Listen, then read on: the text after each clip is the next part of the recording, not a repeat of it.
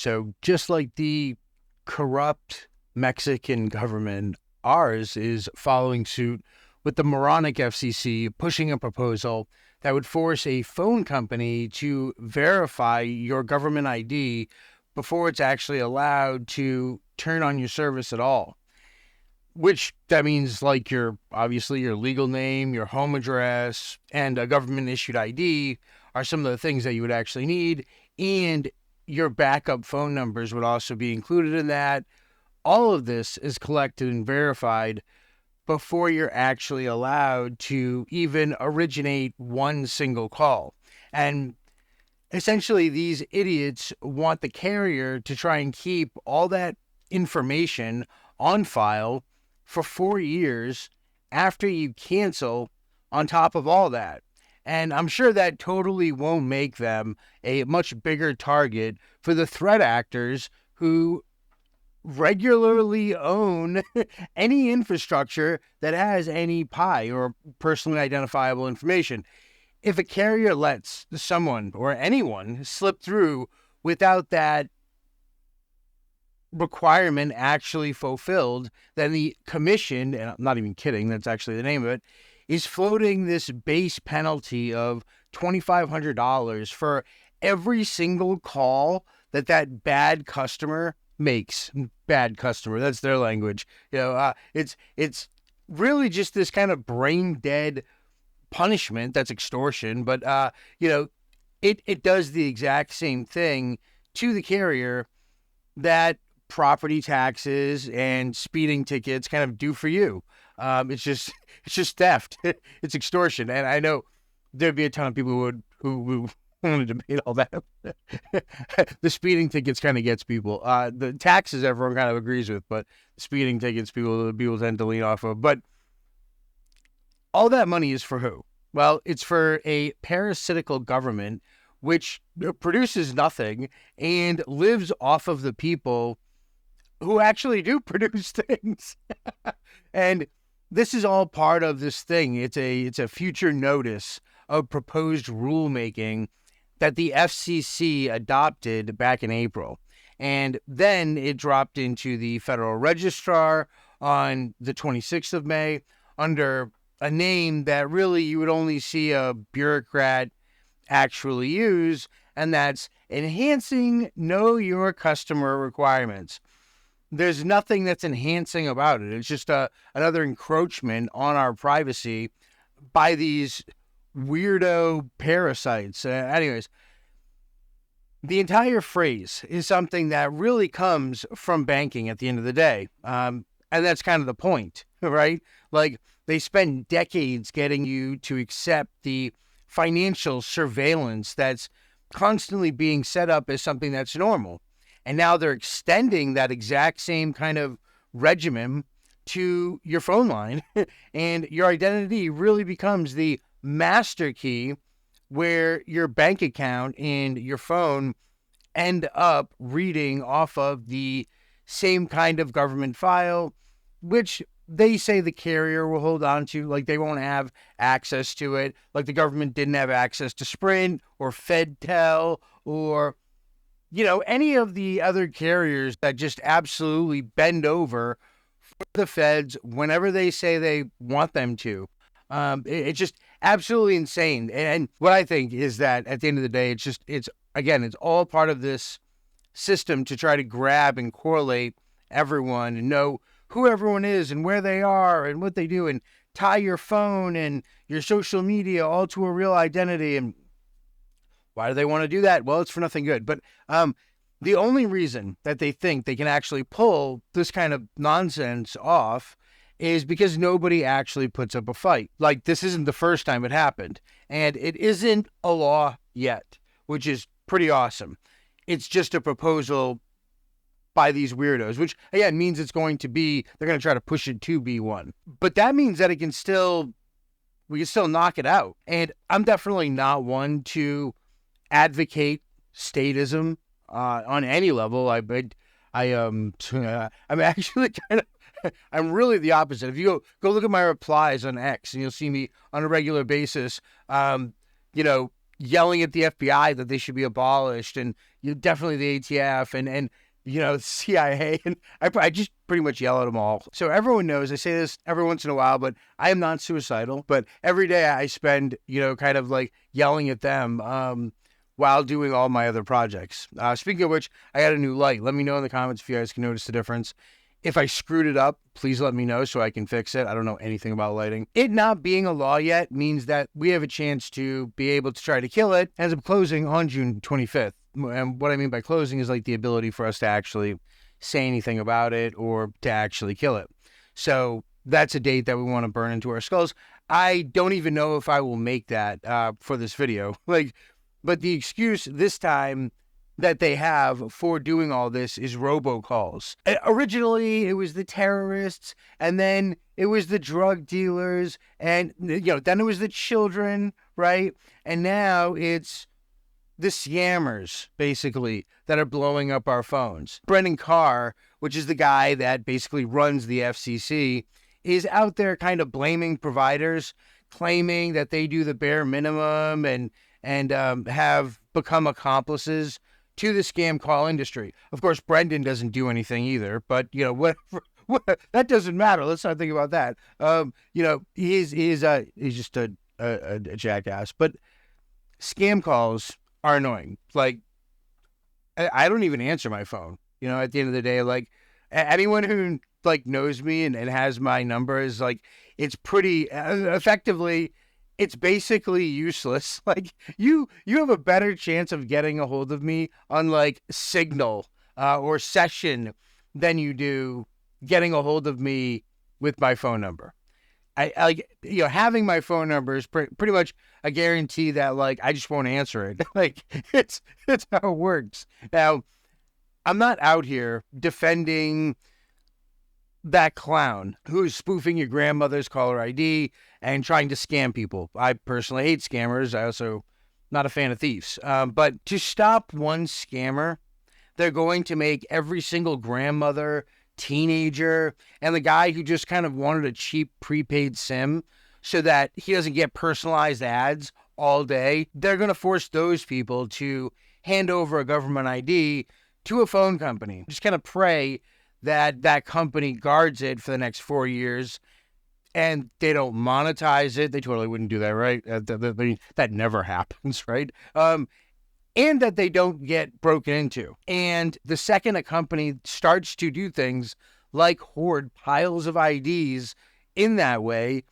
it seems coincidentally, they just always get breached, right? Like the whole ID verification thing really hasn't worked out too well for anybody. It doesn't really do anything for anybody aside from the feds get to find out who's talking bad about them. All these companies get to snatch up your ID, including social media. They get to monetize on that. It seems like the people who are actually giving over the IDs are arguably in the worst position. This is the beginning phase. Like, this is it just starting to roll out. Like, what happens with it when they actually start to weaponize it, like we see in the EU, where people get arrested for Facebook posts and memes and whatnot. What's beyond that even? That's something I really don't see a lot of people exploring. And anyways, them getting breached is I'll bring it back. Them getting breached would definitely not be good. And again, that's something that we see every single time that, they're forced to collect IDs and there's ID confiscation. I hear the argument, people are like, oh, it's like Papers, Please. It's not like Papers, Please. And I made this argument before. It's actually worse than Papers, Please, because with Papers, Please, they gave you your papers back. With this, you do not get your papers back. So it's infinitely worse. Meanwhile, right, the scammers don't care. Like not even a little do they care, because they're just buying stolen identities by the thousands on markets that have been running for years and years and years. And fake documents are, in some cases, cheaper than coffee that you buy. So that's where we're at. And Jameson Lopp, a guy who essentially does security for a living, doesn't bother sugarcoating it all when he talks about it. And he says that mandatory ID collection, which is what it is, it's not age verification. Let's get that straight. Like they're keeping those so that's what it is. It's confiscation. It skips the criminal entirely and builds a giant honeypot out of the rest of us. And it makes stuff like SIM swapping much easier, because now a guy trying to steal your number has a fatter file to impersonate you with, right? And a database like that is kind of like a loaded firearm pointed at everyone who actually needs a private number to stay alive. And coincidentally, there's a lot of people that are actually like that. It also lands on regular people who just want a little privacy, which is a human right. And that's horrific at the end of the day. And that's, one of the human rights that on a regular basis just gets curb stomped, right? So essentially, Lopp and I'm sorry, we said your name wrong, dude, but he runs this identity-free phone service on purpose because, like a lot of people that are out there that are sitting on crypto, he thinks about like what happens when you go through something like a wrench attack, which is somebody showing up at your door to be your password out of you, essentially. And here's a guy who's been swatted. He's been extorted. So, like, none of this is really theory for this, poor bastard. He kind of lived it. Now, and that's kind of like another thing I don't ever really talk about on this channel, and I just want to kind of briefly mention, is one thing you should seriously consider when picking a place to live, if you have the ability to do so, is to look at stuff like justifiable homicide statutes and the self-defense provisions that are in your state. Like if they have castle law or stand your ground law, or if there's no castle law, but there's also no law against it, right? Those are also infinitely valuable, because there's nothing like someone showing up to do a wrench attack and, you putting their gray matter on a wall to set a precedent of how that works out for other people. So it's a thought, right? But if we widen the lens and you've got journalists trying to protect a source, or a whistleblower who wants to stay anonymous or lose everything or be prosecuted or be murdered in some cases, the woman who finally got away from someone like an abuser and doesn't want her brand new number sitting in some 4-year file that he can sweet talk a call center into actually handing it over. And God forbid that X is like a cop, because then he has flock cameras he can, track her down with, and he'll have this ability where the carrier has it, and they love LE. So, he'd be like, oh yeah, I'm investigating her. She's an evil criminal who broke one of the 18 million laws. And like, yeah, it's wild. It's wild. It is crazy how things are going. I have so much to say on this. I've been doing so many different projects. I do not have the time to be able to. I want to make a video every day. I can't do it. There's so much stuff going on that I want to be able to cover. It's just like the amount of stuff that I'm doing right now as far as projects go it's driving me nuts, because I can't talk about this stuff with you guys because I have all this other crap going on. Anyways, side issue, irrelevant. I'm getting back to it. But, that cop being able to call up the telecom and say, hey, yeah, she's, evil, and like get that information. And he's actually, whatever, abused her for years. Like, this is the kind of stuff that I'm talking about, because that's the reality of what these systems are actually going to be used for. Like, the people who are going to abuse them aren't going to be evil criminals and calls. No, it's like the people abusing flock cameras. Who are they? They're, it's not, oh, scammers, oh, it's the terrorists. No, it's law enforcement. That's what it is. And we only know about some of these because they've been disclosed. Like, imagine how many we don't know about because they aren't disclosed. Like with law enforcement, like they can break the law and you can have them on video with it and you can present that evidence and they'll be like, oh yeah, we'll do an internal investigation. Nothing's happening. And, they have qualified immunity. So it's like they can get away with anything pretty much. And it's absolutely insane. And so when you give people that ability, they take advantage of it and it goes to their head and it becomes very dangerous situation. I think that's where we're in. I think it's going to get a lot worse.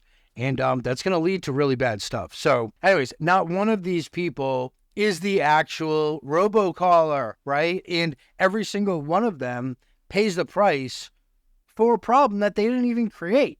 So that's half the issue, is essentially it's like mass punishment. And the majority of the people that are being punished, like, did nothing to deserve it. The government doesn't care about that. It's because it's not about punishing. It's not about robocallers. All that's a lie. But it's buried in the proposal itself. And the commission asks whether phone companies should actually be checking you against lists of terrorists and terrorist organizations, so-called criminal persons, before you're even allowed to get a phone. That's the next step, okay? Like, and I hate to tell you guys this, for those of you that are like, well, criminals don't deserve to have phones, because like that's a idiotic statement too. You're a criminal. They can't even count how many federal laws there are. Someone sent me like this document that was like, this guy compiled a list of all the laws and stuff that on a county level that exist, and that was cool. And I was like, yeah, cool. Now go do federal law. They tried to do it. They tried to count that twice and they couldn't count it. So if you can't even count the amount of laws, like, nobody's following all of that. It's literally physically impossible for anyone to be able to do that. Go ask Claude or ChatGPT or whatever the hell you use how many federal laws there are. Give me an exact answer. If it gives you one, it's a hallucination. Anyways, my point is, like, there's no way that you're following them all. So anyone can be classified as a criminal. That's it. Just like any organization can be classified as a terrorist organization. They say so. If you want to understand how that goes, go watch V for Vendetta. Essentially, this would allow a private company to run your name against a secret government list before you're allowed to even make a phone call.